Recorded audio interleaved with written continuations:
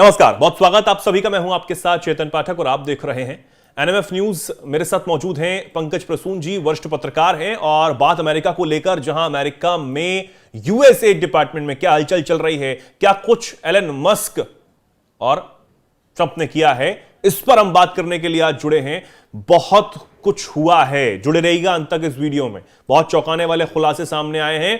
क्या कुछ हुआ है, पंकज जी के पास चलेंगे सीधा। पंकज जी, डीप स्टेट पर एक बड़ी चोट जो है वो इसे माना जा रहा है, और जिस बात का जिक्र बार बार ट्रंप पहले भी करते रहे कि डीप स्टेट नहीं चलने वाला, शुरू हो चुका है क्या वो सब? बिल्कुल, ऐलान जंग का ऐलान कर दिया गया है और एफबीआई के कई अफसरों को हटाया गया है। सीआईए के कई अफसरों को परमानेंट छुट्टी दे दी गई है। विदेशों में जिनके एजेंट्स थे, जो मौजूद थे, उन्हें वापस आने के लिए कहा गया है। लेकिन सबसे बड़ी खबर यह है कि यूएसए डिपार्टमेंट, उसमें सफाई अभियान शुरू हो गया है। और कुछ बड़े डेवलपमेंट्स मैं बताता हूं।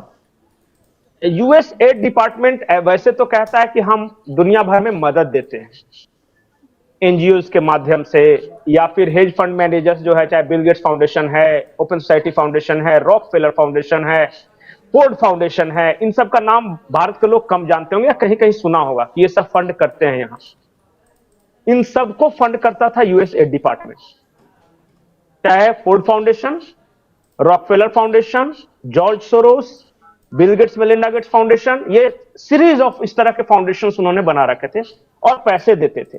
ये क्या करते थे, ये लोग दुनिया भर में मौजूद एनजीओ को पैसे देते थे फिर, और फिर उस तरह से मदद दी जाती थी हेल्थ के क्षेत्र में, एग्रीकल्चर के क्षेत्र में। लेकिन इसका एक बड़ा हिस्सा डेमोक्रेसी को मेंटेन करने के लिए दिया जाता था। अब आप बोले कि जो आदमी मदद करता है फिर वो क्लासिफाइड डॉक्यूमेंट्स क्यों रखेगा? क्लासिफाइड मतलब वो गुप्त दस्तावेज होते हैं, वो क्यों रखेगा? यही एलन मस्क ने कहा कि आपके पास छुपाने के लिए ऐसा क्या है जो आप नहीं बताना चाहते।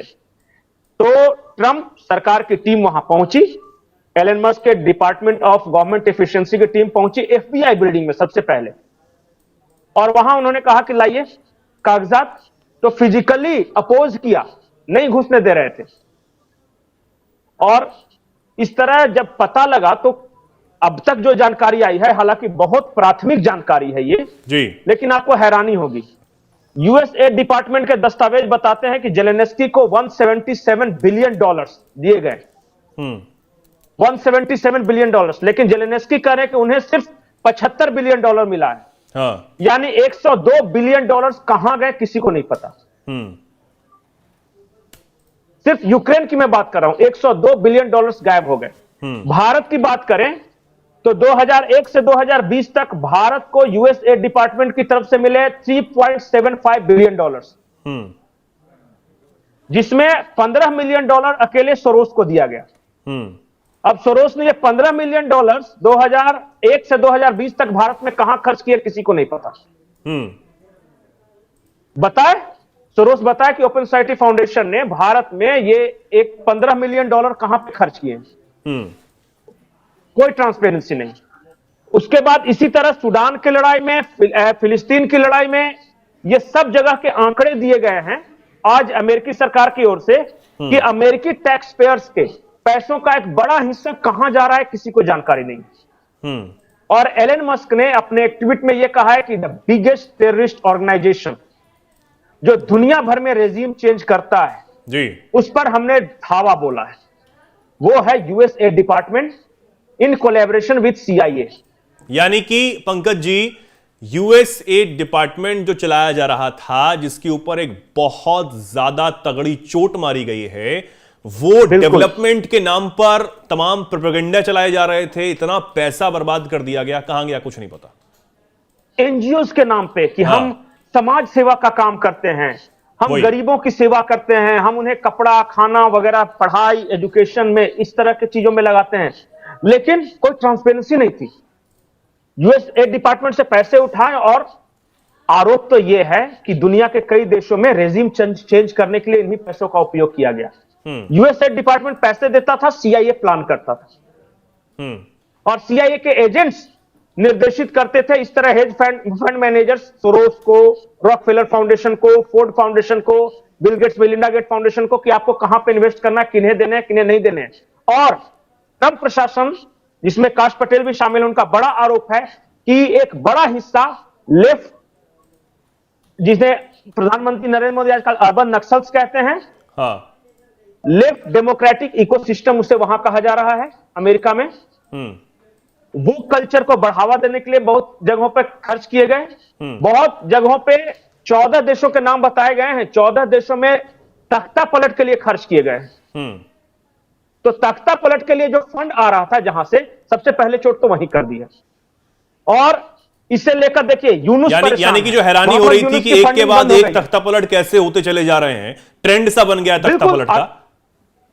नहीं, तख्ता पलट का भारत के आसपास जितने तख्ता पलट हुए सबके जो प्रीमियर थे, जैसे बांग्लादेश की शेख हसीना ने कहा, इमरान खान ने कहा कि मेरा तख्ता पलट किसने करवाया है। आज म्यांमार की जुंटा से पूछ लीजिए, साफ साफ बताया कि यूएसए डिपार्टमेंट का पैसा आ रहा है एनजीओ को, आंग सान सुकी को।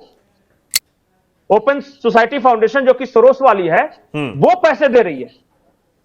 आप भारत के आसपास देख लीजिए, या फिर जिन जिन देशों में हुआ है, पूरे अरब स्प्रिंग के देख लीजिए, जितने कलर रिवॉल्यूशन है सबको देख लीजिए, और जिनको हटाया गया उनसे पूछे कि पैसे कहां से आए थे और कैसे आए थे। 3 तरह से हुआ है इन सारे देशों में तख्ता पलट, जिसका बिल्कुल कॉमन है। पहला, बिग टेक कंपनीज, जिसमें सोशल मीडिया के जरिए एक नैरेटिव सेट किया गया। दूसरा, एनजीओज एंड एक्टिविस्ट, जिन्हें पैसे खिलाए गए लोगों को एक जगह जुटाने के लिए। और तीसरा, CIA and hedge fund managers. यही पैटर्न हर जगह वही हुआ है। और अब खुद अमेरिकी प्रशासन यह खुलासा कर रहा है कि हमने दुनिया के सबसे बड़े टेररिस्ट ऑर्गेनाइजेशन के फंडर पर हमने अटैक किया है। और यह अमेरिका के आम लोगों के टैक्स का पैसा था जो कि ये काम कर रहे थे, गंदा काम। और इसका मैं बता रहा हूं रिपरकशंस कैसा है। जेलेंस्की ने कल ही अपने इंटरव्यू में कह दिया कि मुझे अब बिल्कुल बंद कर दिया गया है, डेवलपमेंटल फंड्स भी और मिलिट्री एड भी बंद हो गया है। पाकिस्तान को $400 मिलियन मिलने थे, बंद। यूनुस रो रहे हैं, इन्हें कह रहे हैं कि हमें पैसा नहीं मिलेगा अब अमेरिका से। जो उस तरह के जितने सारे एलिमेंट्स थे, अब देखिए पूरे दुनिया भर में रिएक्शंस आने शुरू हो गए।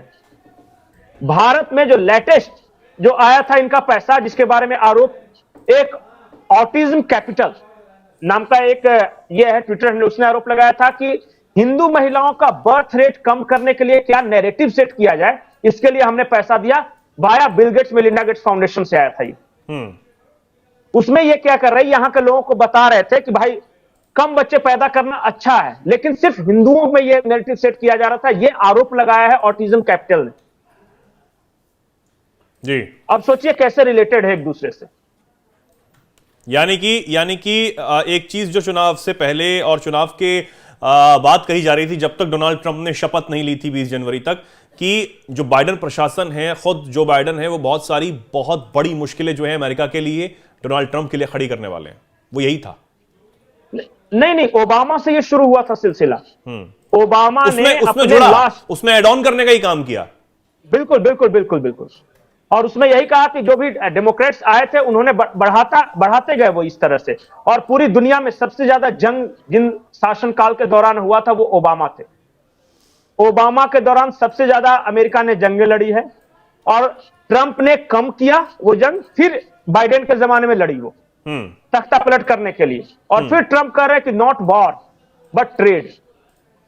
ये इनका मुख्य लाइन है कि अमेरिकी इंटरेस्ट फर्स्ट, और वो जो टैरिफ वगैरह की जो बात चल रही है वो ठीक है, लेकिन हम जंग लड़के किसी भी देश में तख्ता पलट नहीं करेंगे। और जो डिपार्टमेंट है उसी पे सबसे पहले हमला बोल दिया। और अब वो 10 साल का हिसाब मांग रहे हैं कि 10 साल में आपने कहां कहां क्या क्या पैसे खर्च किए, और हिसाब देने से पहले कई लोग इस्तीफा दे रहे हैं वहां पे। सोचिए कितना डर्टी गेम चल रहा होगा उसके अंदर। बिल्कुल। इसके बाद एक और एलन मस्क ने कहा कि हम तो पेंटागन की भी सफाई करेंगे, वहां भी बहुत कचरा है।